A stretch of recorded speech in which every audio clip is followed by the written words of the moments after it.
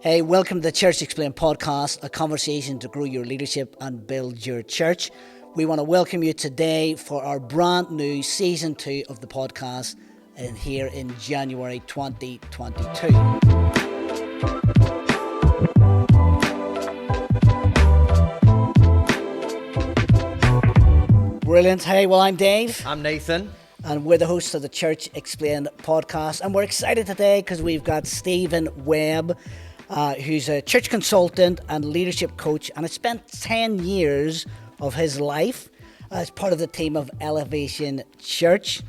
Having played various roles, his main role has been around sort of campus expansion, helping with sort of expand 12 campuses outside the main campus in Charlotte. And you're now focused on leadership, coaching, church consultant, and you're married with 2 children, and you now live in Texas. You've just moved, in fact, to Texas, and you're part of the Victory City Church. So, hey, Stephen, welcome to the Church Explained Podcast. Great to have you with us. Thank you so much. I'm very excited about this. I love that you have an accent, but then I have an accent to you. I like that we're all foreigners together here. Yeah. Come on. yeah. It's pretty confusing for people, eh? It is, because we've got different accents as well. Yeah. And we got a new set. Yes. This is good. season 2, I think we're going to call this. So we're calling it Welcome to the Jungle. Welcome to the jungle. Come on. Can you get us out of here? Yeah, exactly. Hey, Stephen, you're also known as SWEB. And so why don't you just give us a little bit of information, a little bit more about yourself, but also how you got that nickname? Well, so everybody, most people in the last, 11 or so years know me as SWEB. Which is SWEBB. There's a certain age, and I don't know what that age is, but as you get older, you start to put an H in there like Schweb, and that's not how you say it. But ultimately, when I first got to Elevation, as a matter of fact, I had my email address, because my name is Stephen Webb. My email address was swebb@elevationchurch.org. And so the very first day, our executive pastor said, "Sweb, I bet you get that all the time." And I was like, "I've never heard that, but somehow it's stuck." Now, the funny side of that story, of course, and it makes more sense definitely back then and on the staff at Elevation, but there were 5 Stephens on staff, and I was technically the other Pastor Stephen. But you can imagine it's underwhelming if somebody introduces me as Pastor Stephen and they're expecting, Stephen Furtick to show up. So they just gave me a separate name, and it's stuck ever since, man. So Brilliant. I can imagine that when it comes to the preaching somewhere. Do you know what I mean? Pastor Stephen's coming from Elevation. Yeah. You can just say, yeah, listen. Just say yes. Just plan. You send your fee ahead of time. We'll be all right.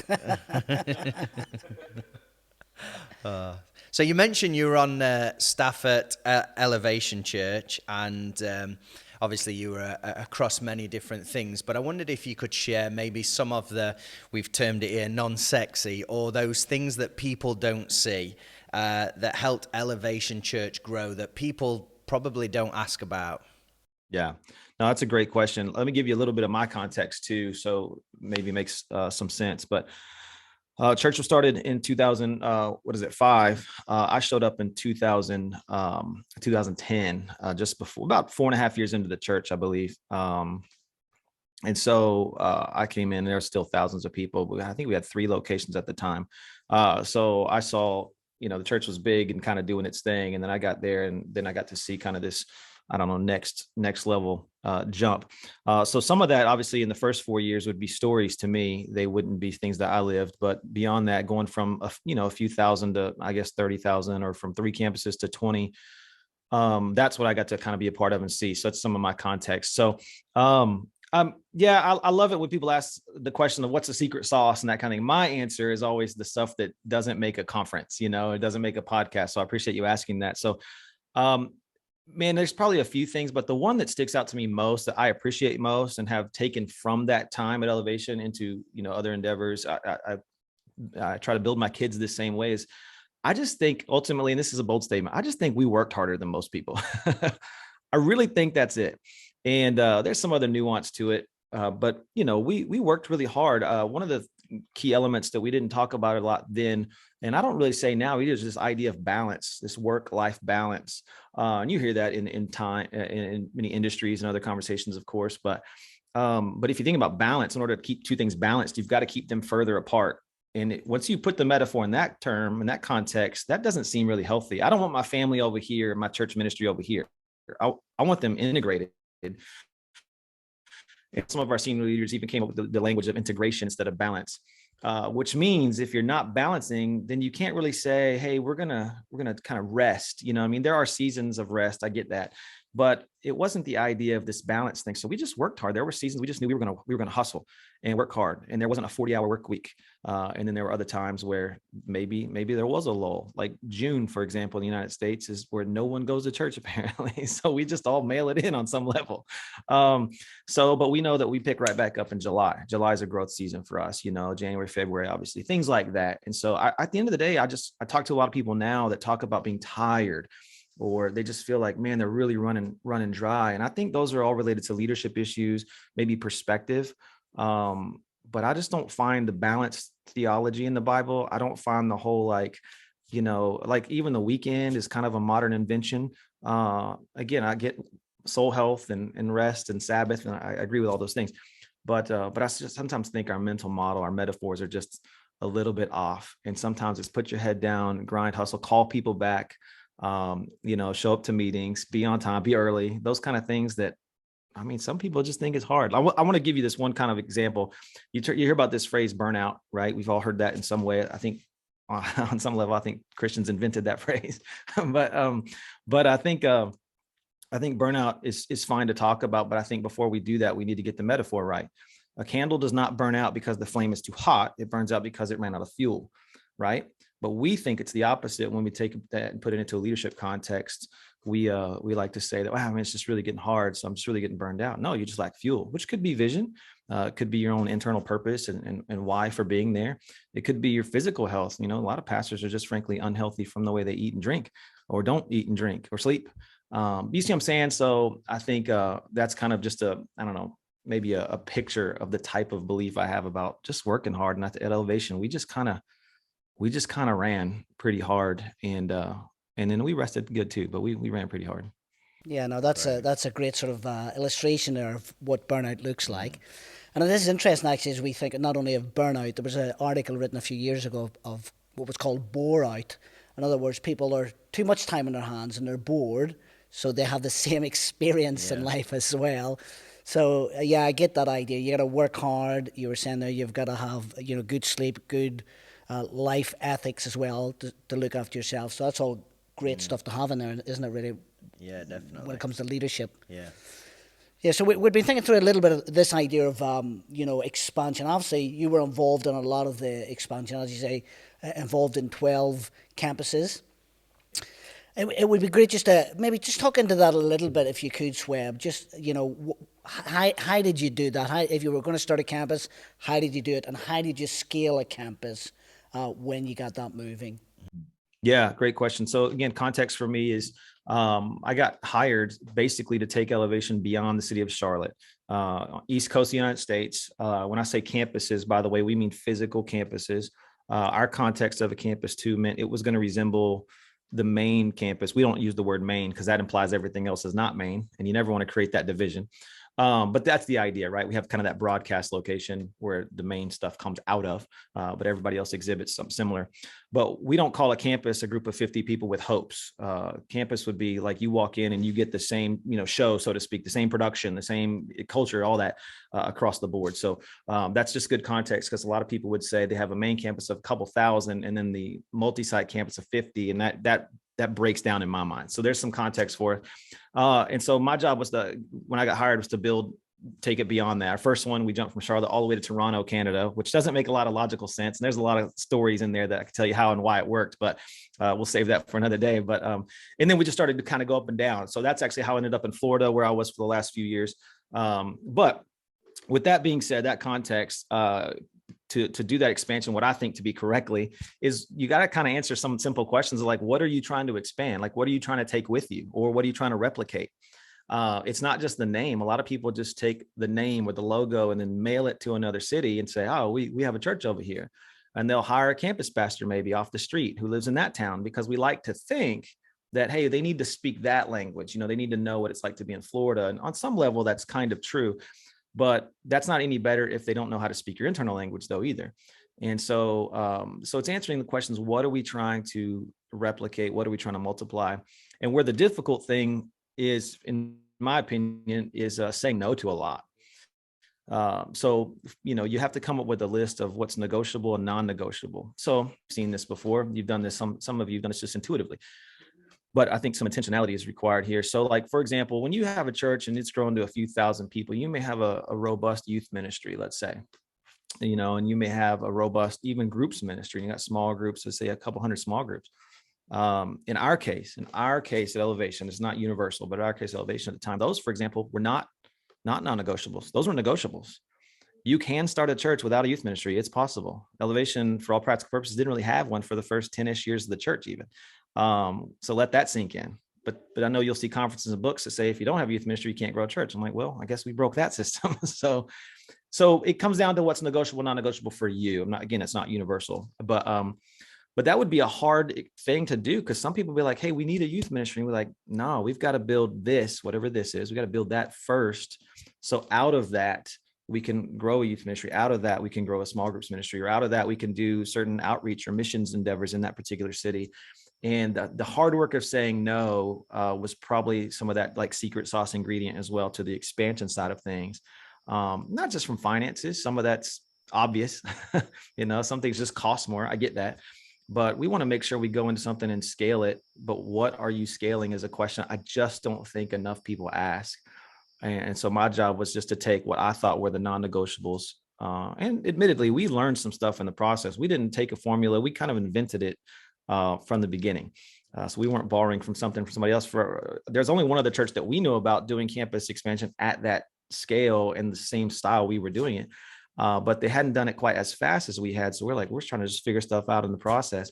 So some of the non-negotiable and negotiable conversation came out of necessity. You're like, oh man, we can only take, this much with us. You better figure out what's required and what's not.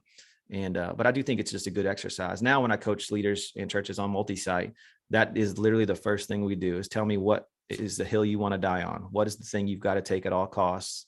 And then I help them define what they think is neat, what they think is cool, what they think is fun, but also help them see that's not necessarily non-negotiable. And so from then, I'm jumping ahead here, but at that point, it snowballs pretty good. All the rest of the stuff is is easy, very much in quotes, but it's very easy once you get that foundation of the non-negotiables up front. Yeah, I think that's it's a great answer, and probably one that we don't think about too much.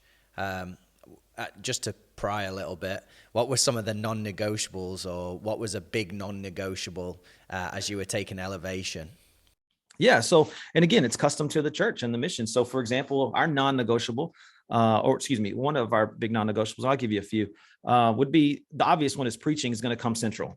Now, we just believed we had, Pastor Stephen Furtick's one of the top preachers in the world. I still think he is to this day. Well, let's not put another guy up there and just for fairness, like that. I don't know that fairness is the right value in this case. So, but sometimes it's like, hey, we're going to start a church and campus pastors are going to preach 30 times a year. That's fine. But in our case, that was a non-negotiable. So whatever sermon was on the broadcast stage, that's what everybody else played, which allowed the campus pastor to do more traditional pastoring of the people there locally, rather than preparing a sermon for 20 or 30 hours a week, a few times a year or whatever.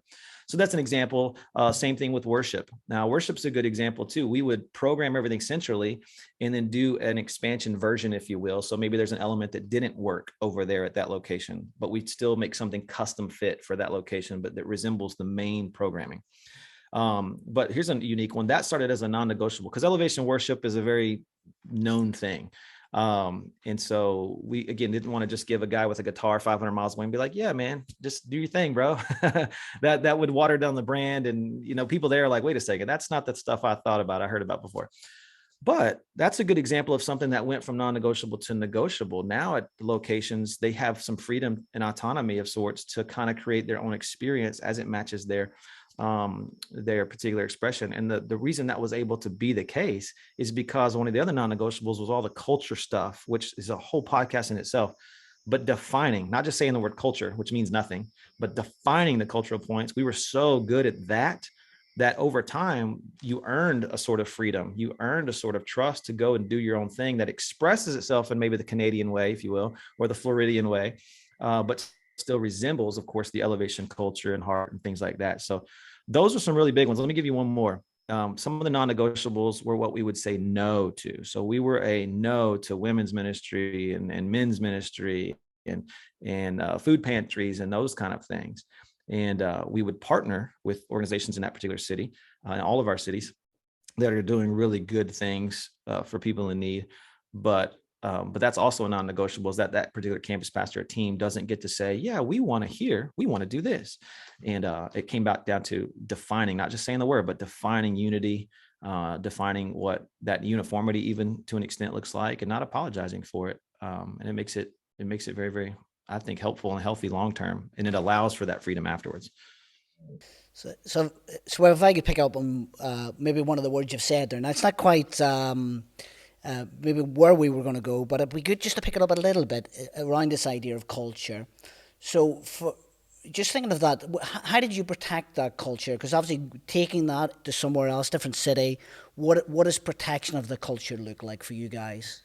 Yeah. So first of all, culture, has to be your core beliefs that lead to a particular outcome. And what's in the middle is your behaviors. And most everybody forgets that part. We're like, hey, we want to be this. And then on the outcome, because we're going to be this, which is really a hopeful wish, unless you have behaviors in the middle. So if you want to be generous, I'm going to check your giving records. Now, I know we're listening to different countries here, but in the United States, it's a very tax beneficial thing to give to a church, number one, which means we keep records. We're legally allowed to do that, obviously, and we'll even check it from a leadership standpoint. So this is a really good hot button issue for some people. So we'll say, hey, if you want to be a leader in this church, are you tithing? Are you trusting God in the area of your finances? Now, we don't do the math for you. We don't know how much money you make. It's not that.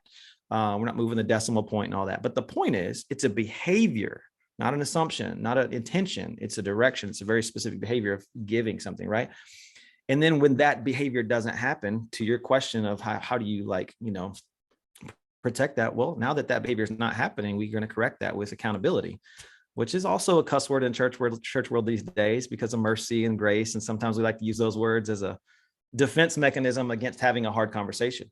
But as I look through scripture, I find Jesus having a lot of hard conversations, and it's because of mercy and grace, not the other way around.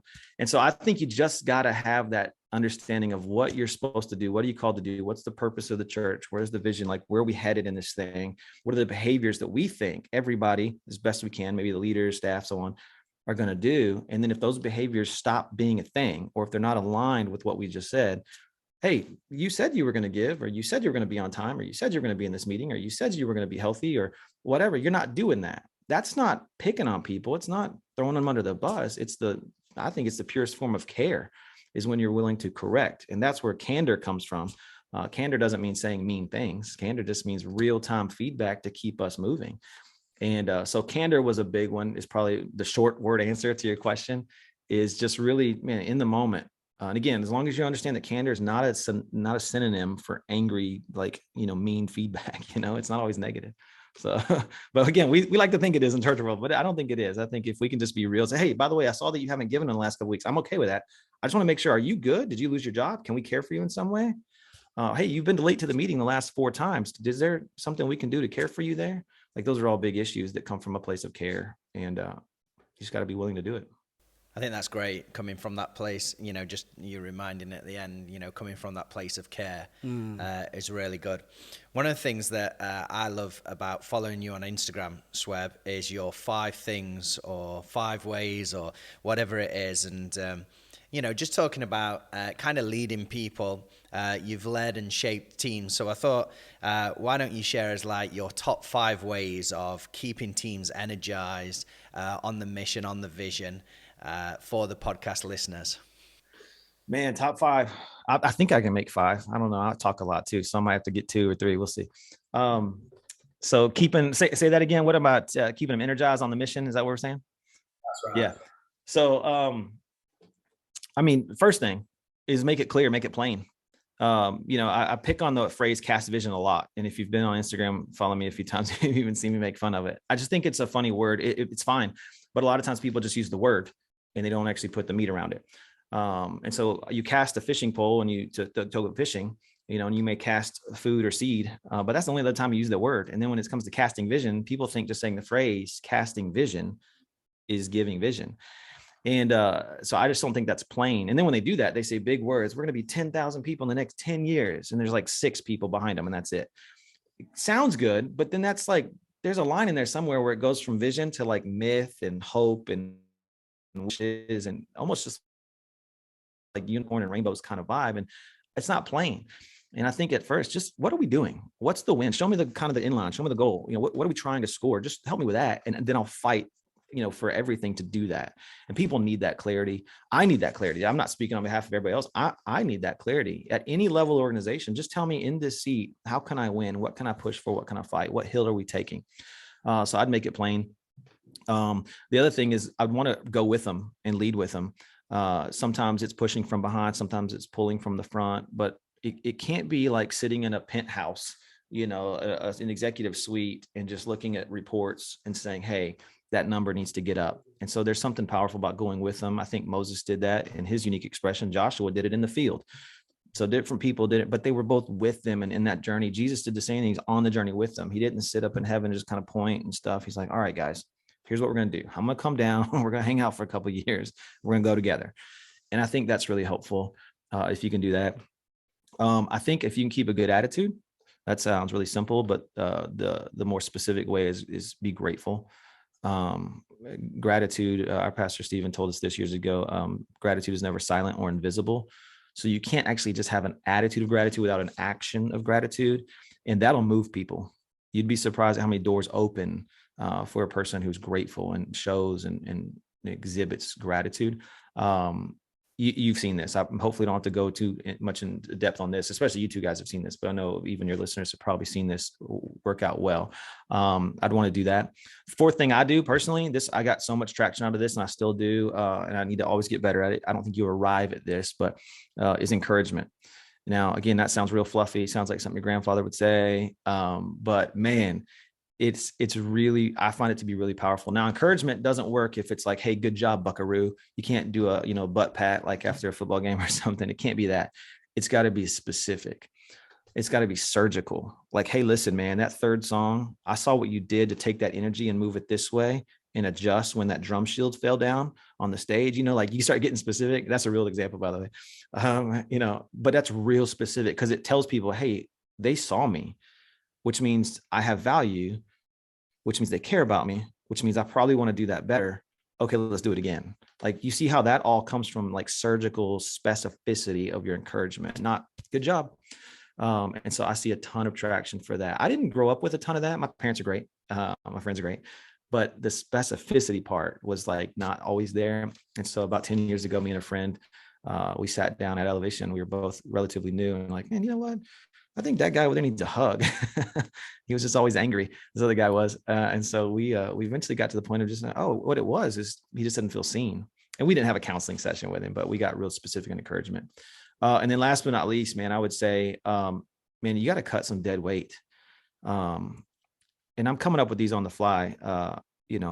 I'm sure there's 10 other things I'd add, but it definitely makes my top 5 of, I feel like a lot of good teams get drained when they know that they're pulling weight and this guy's not. And there's a grace, there's mercy. We don't fire everybody. It's very hard, for example, to be fired at Elevation. It's also very hard to get on staff at Elevation though too, especially back when I was there. So like, it's just, if you can kind of keep the order correct, it's good. But when it's necessary, we gotta cut dead weight, man. We gotta go. And I feel like you're going to drain a lot more people on the front end because you take your 99 for the one scripture out of context. And I think people do that in the wrong direction. He left the 99 for the one. Yeah, the 99 were cared for. They were good. They were on mission. So we went to pick the guy up. It's not the other way around where we water everything down for the 99 because the one, we don't want to have a hard conversation with him. And I've been drained watching people get promoted or get some sort of press, if you will. And they haven't done anything. But that'll suck the life out of people pretty quickly. And then you're having to fix a bigger issue. And that goes back to the cultural thing you were asking a minute ago. Just can you have a hard conversation? Can you hold people accountable? So that's a long answer, man. I kept talking. You got me going on some of my trigger spots there, man. No, but good stuff, that, isn't it, really? Yeah. Good. Off the fly as well. Off the fly. Yeah, you get 5 out of 5 for that one. Well done. Yeah. So, hey, Sweb, obviously your time in Elevation Church, you were probably doing quite a number of different roles over time. So for you then, how did you handle that sort of change in role? What was that like for you? Just describe that for us a little bit and for people listening. Yeah, I did. I did a lot of different roles. I'll give you a couple of them real quick. Got hired to do expansion, but what expansion looked like was very different then. I did then what now there's a team of about 18 people who do. Now, again, scale's a little bit bigger too. But it's a different version of expansion. So the word expansion changed a few times throughout the course of my time. That was one. I got asked to not do expansion one day. I thought I was being fired. But then the next day, our executive pastor goes, no, you're good. I want to have you build a TV ministry, and Stephen Furtick Ministries is what that ultimately came, which included some social media stuff and a lot of his, personal ministry that was related to the church. He has his all run through the church, but that's very specific and obviously, substantial amount of weight since you're working on some like an individual's voice as it relates to the church. So it's a unique role. So that was a cool opportunity to get to build that.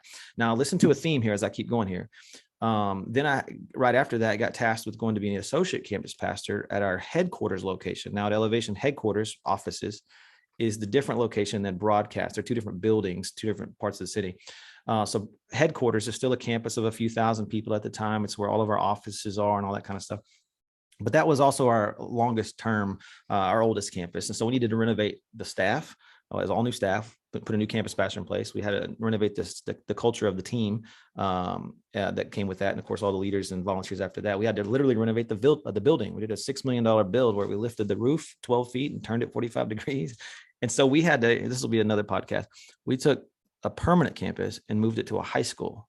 And we took a permanent campus of 2,000 people, moved it to high school. Most people want to do the opposite, and we did it backwards. So that took some effort. So we had to build systems for that and renovate that. And then after that, Pastor Stephen in 2016 said to all of our staff, he said, next year we're launching 4 campuses. And me and my former boss at the time, because I'd moved to that other role, we looked at each other and like, wait, you got some campuses? So that day I became back into the expansion pastor role, literally that day. And in 2017, we launched 4 campuses. And so it was definitely my busiest year. But what I just said there, let me help bring all this together about how I worked that transition is everything I just said was building. So building new locations, building leaders. There's some of the projects I did too, like building our apprentice program, where a lot of the campus pastors that you would see now, a lot of those guys came through that program that I got to build with one other guy. And that was a cool, process, but it's building. So building leaders, of course, building campuses, and then building a multiplication process after that. So all that's building. So the way I was able to go through transitions, I think, healthy for me.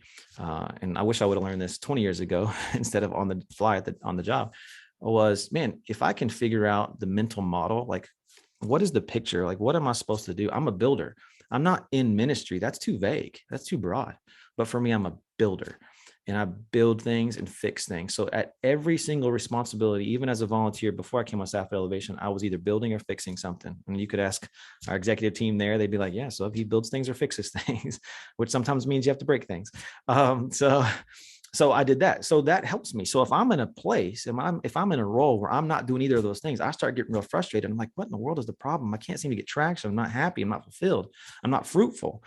And if that's the case, like, what is it? Okay, I'm managing. Got it. I'm not building anything. And so I went to my supervisors multiple times over the course of the time. I said, hey, listen, you hired me to build. I'm no longer building. Can I do this now? Oh, that's a good point. Yeah, so I'll go build. And again, that's how I got to Orlando. So a couple of years ago, I ended up moving from Charlotte to Orlando to build the 20th campus of Elevation Church, because it's a building process. And when I say build, we all know, but I'm not talking about a building, but we built the campus there. So that helped me through transition. I think a lot of people are frustrated in their transition because they're looking for a role. They're looking for a paycheck. They're looking for other like circumstantial or superficial elements to a particular, endeavor or responsibility. And it's not lining up with how they're created. And it could be as simple as Enneagram number stuff and Myers-Briggs stuff. It could be that simple that they just need to get back in line. But I just stopped doing it for any sort of accolade. I stopped doing it for any sort of money, role, responsibility. I didn't want to be in any certain meetings because when you get important, now you got to go to meetings. Problem is, if you're in meetings, by definition, you're pretty much not building anything. So you might instigate some things that other people then build. And I wanted to go into building. And so that really helped me when I could clarify what I was made to do. So it's good to be aware of that, isn't it? Yeah, really, yeah. to think of that. And just to dive in, like as a young leader, and just thinking of young leaders, how did you, like, was there a moment? How did you recognize that this is, like where I feel fulfilled? This is where I feel that energized. like this is the energy. God has me in this place to do this. How did you get to that place? Yeah, that's a good question, and I imagine it's different for everybody. But I just started to kind of take inventory. Okay, I'm frustrated today. What are the elements around me that, like right now, while I'm frustrated, and then, or I'm really in a good spot today, man. I worked hard. I'm tired, but tired isn't sometimes the goal. A lot of times it's the goal. It means I'm poured out. I did something. So, okay, but why am I energized? I look for the circumstances. Oh, today I got to create something new that didn't exist. Today I saw somebody else come to life. Okay, well, so I like that. And so you kind of have to do this inventory, and you do it over time. You build a rhythm. You're like, oh, I'm better in a place where I can instigate something, initiate something. So, and a lot of people, it might be the opposite. They're like, man, I'm really fulfilled when I know that my paycheck is now at a certain number. I'm not saying that's bad. It just wasn't for me.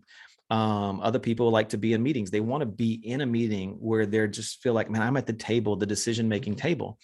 And that's valid. I'm just not that guy. I'm not a bureaucrat. I'm not a manager. I'm not good at those things. I'm good at building leaders and being a leader. But again, those are different. And so again, take an inventory of the specifics, not just the feelings, and trying to find patterns. I think that was really helpful for me. At the end of the day, here's another way to ask this question, and you can use this on somebody else later. But what is the thing that elicits uncontrollable emotion from you? AKA what makes you cry, because another way you could say that. But when somebody's like really excited, maybe it's a soccer game, football game, maybe it's your kid getting baptized, or any of those kind of things, big thing. You're like, wow, it's uncontrollable. I stand up, I'm like really excited, I clap my hands, I woo, what is that? And it's kind of a funny joke. It's a true story though, but it's a joke. I only cry about once a decade. And I can tell you literally the last time I cried was at an ordination for a campus pastor that I helped build, and he created one of our locations out of state. And it was an ordination, I don't know, 5 or 6 years ago. And I remember all the specifics around it. And so do the people in the room. They go like, we saw Swebb cry one time. But that's uncontrollable emotion. But what it is for me, to answer that question, what it is for me is seeing the underdog winning.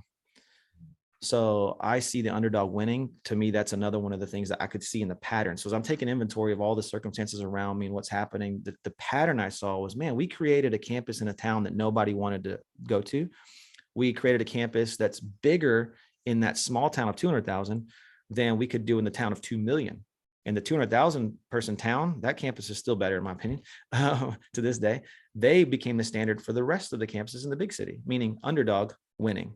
That campus pastor, he didn't even want to be on staff. And we're like, bro, you're so good at it. You built this whole thing. What the heck? So we finally talked him into it, and he got ordained and all this kind of stuff. So again, underdog winning, that's the thing that made me cry. And so, help again, identifying, taking inventory, and then that's the pattern I saw that helped me go, okay, I'm onto something now. It's you're very useful, though. Very good. Yeah. So we've got 4 years to wait then before your next crying session. Is that correct? I was hoping it was going to be today too on the podcast. So listen, as we're going through, obviously, your roles change quite a lot. Obviously, you're not with Elevation Church at the minute. I'd like us just to talk around a little bit about 3 words, if we can, maybe just speak into those a little bit. So this idea of reinvention of a leader, of a church, also this idea of realignment of a leader, and also to sort of recalibrate our lives. What does that look like? So those 3 words, if you could just speak into those a little bit, what does that look like, the sort of reinvention of a leader? Because maybe even in your journey, you've had to reinvent yourself a few times, even when you've done that inventory and you've found out what you're like and what makes you tick. Maybe if you could speak into that for us, that would be fantastic. Yeah, that's great. I love that angle. I love that alliteration even. Well, reinvention to me is something new. I think that's even definition. It's like making something new, right? Recalibration is kind of coming back to the standard, whatever that particular thing is. I'd love to do a whole topic, a conversation on standards, because they're moving. And then, so I think they're 2 different things from the reinvention and recalibration side of things. And realignment is also, to me, an ongoing everyday thing. It's almost like that kick drum or that bass line in a song. To me, that's the alignment thing. I mean, are we on track here? What's the rhythm? So I'm kind of viewing it in those ways, those 3 words. But yeah, over time, I've had to, reinvent myself as a leader, because sometimes you're leading a team of 5, then you're leading a team of, 20. In my case, Elevation, I'm leading a team of 1 in Charlotte, and then it became I led 8 campuses out of Charlotte. Where I've never, I think it was like 9.5 or 9 of my 9.5-ish years of that particular role, I was only in town for 6 months with my team. The rest of the time, my team were literally all in other states. I oversaw campus pastors in other states. Well, that's a whole different version of a leader who sits in a meeting every Tuesday at a boardroom. Sometimes I had to reinvent. Some of the values are the same. Again, encouragement, vision, all the things, values, culture, all the cool buzzwords. But the expression of how that works, you got to get real creative on how you're going to hold people accountable on a text message. And we got good at it, by the way. And I still to this day would claim that was the best team that Elevation's ever seen. Hopefully they see some of this. So it does work, but it took some invention. You couldn't just do, hey guys, we're going to get on a Zoom call for an hour and a half. No. I think everybody found that out last year, that you don't do your same meeting on Zoom and call that effective. You have to change how you do it all when that variable changes. And so some of that, just again, how I was able to do that for me, that helped me, is, again, just asking the hard questions and not dying on a hill that doesn't need to die on. I think a lot of times, like, well, this is what we do. And I just don't do good with that. I don't do good with, well, this is what we do. Well, this is how it is. And so that was helpful from the recalibration. Once you set that standard, aka you reinvent yourself or reinvent the role or reinvent the task, or whatever, then that's now the new standard. So recalibrate is just coming back. Wait a second. What did we say we were going to do? Wait, how does this role work? How does this meeting flow? What are the expectations of our team? How do we know that we're winning? Like, it's just coming back to that recalibrate, or coming back to that standard. And to me, that's recalibrating. And most people I've seen over me, especially over me, but also under me on the org chart, have a hard time doing that. We think it's a linear thing. Once we hit it, then we just operate from that place, like it's a springboard. And I don't think it is. To me, it's something you come back to, almost like your calendar. Every morning you wake up, kind of go back to recalibrate. Wait, what's the point today? What's the win? And so those are really, really, really, really helpful. And then that kept me aligned the whole time as I kept, kind of moving forward in a direction. So some things for me that have never changed. Again, my job as a builder. I mean, I think as a elementary school kid, I was a builder, and then now I'm 42. I'm at a new church in a new state, 1,200 miles away, in a new role. I've done this role maybe 14 years ago, and now I'm back at it again. So I'm not going back. I'm still having to reinvent, but I'm a builder. So that helps me come back to, okay, I'm going to reinvent the expression of a core kind of foundational, I don't know, whatever I'm created to be, whatever that definition of that personality profile or whatever. And so I'm going to reinvent the different expression, and then and just keep coming back to the standards. And to me, that changes. The standards shouldn't change every day, but I'm saying they change often-ish. As soon as I'll end this with this statement. Like, when you change any variable, you change all variables, right? We learn that in chemistry, we learn it in math. And I think a lot of times we forget that. And so we add a new staff member maybe to a team, or we add Zoom to the mix when it used to just be in person. Well, that changes all variables now. And to me, that's the calibration conversation. And so I'm just trying to keep my head on a swivel and keep an eye on the things that are changing and recalibrate to whatever that standard is. I don't know if I answered your question, but man, that was a fun conversation right there. Yeah, pretty good, Dan. And I think just picking up on what you said, that realignment is for you. Then just think of you, Sweb, but that's you going back to I'm a builder, isn't it really? So you're able to say that you're realigning yourself to that. And I suppose other leaders, that may be something different for them. Their realignment may be I'm a an encourager, or I'm this or I'm that. Yeah. But it's having that desire to realign yourself and go back and keep checking. And keep checking in is a good term, really. Keep checking in. Where are we at now is a good way to look at it as well, isn't it? Yeah, I love what you said about the recalibration and the whole thing of it's not like that one-time moment of we've said it, we're going to do it, and that's it. Yeah, it's going to happen. You've got to keep on it to see the change. I think was really powerful, and something that leaders that are listening to, because I think we say a lot in meetings. And we say a lot, we're going to do this, or we're going to be this. Sure. But it doesn't actually happen because we never recalibrate our whole rhythms or what we're going to do to fit that. Yes, revisiting, isn't it? Going back again and checking that out, really. Hey, well, it's been so good to have you on the podcast with us today. You've shared a lot of stuff. I think we've got a couple more questions, have we? At least one? We've got the final question. This is going to be the final question. This is new for season 2. This is new. Right? This is new. So you're the first. You're the first, Sweb. The final question for all guests. And so I'll do the honors for this one. Yeah, you do it. Thanks, Dave. Thanks. Which is this. What is the one question that no one is asking you that you wish they would? And what's your answer to that question? Oh man. Will you help? And my answer is yes. I think just a lot, and that's not just for me. I think it's everybody. I think and being at Elevation specifically was really insightful because people literally would fly around the world to come see what we do. And they didn't come to see Pastor Steve Furtick. That was part of it, sure. But no, they want to know how our guest experience processes work, how we were able to do that sort of church with half the staff of most churches our size. They wanted to know how we do all the behind the scenes stuff. And they wanted to hear stories. They didn't want to be helped. And now I find that now I'm at a smaller church. I coach and consult with churches. I've done that for a decade, even before Elevation. But and it seems to be the pattern is like they don't really want help. I'm sure on some level they do deep down, but it's hard to ask. And so I just wish more people would ask me or you, anybody, like, cool, thanks for the story. Thanks for the insights. Thanks for the perspective. But will you help? Man, if people can just get better at that, good Lord, I just feel like that's the game changer. Yeah, I would love to speak into your situation specifically. Not here's how we did it at Elevation. No offense. I like that y'all have asked me that too, right? Everybody asks that. But I know we've talked offline before too. Help me with this. And to me, that's the game changer. And you want to do that from your parents. You want to do it from your banker. You want your investment guy to do that with your finances.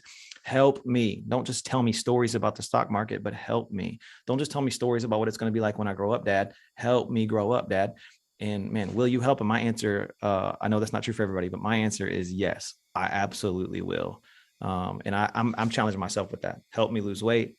Help me have a better attitude. Help me not talk so long on a podcast. Help me to have short answers. I mean, all of it. I'm practicing what I'm preaching here is help me. And man, it has been a game changer for sure. It's a great answer, that isn't it? Fantastic. It is. Amazing. Sweb, how would people kind of find you out there? As people do now? Yeah. I mean, best place for me, and you mentioned it before, is Instagram. I love Facebook and Twitter and all the other ones, but I'm an Instagram guy. At Stephen P. Webb, that's a PH, STEPHEN, Stephen P. Webb.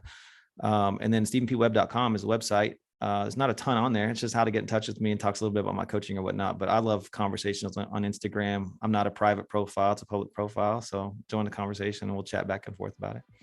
Great. Well, it's been amazing to have Sweb with us on this podcast, and we look forward to seeing everyone again and speaking on the Church Explained podcast. Let me just mention, you can get the show notes at icon.church/open, with also a load of resources for you there as churches.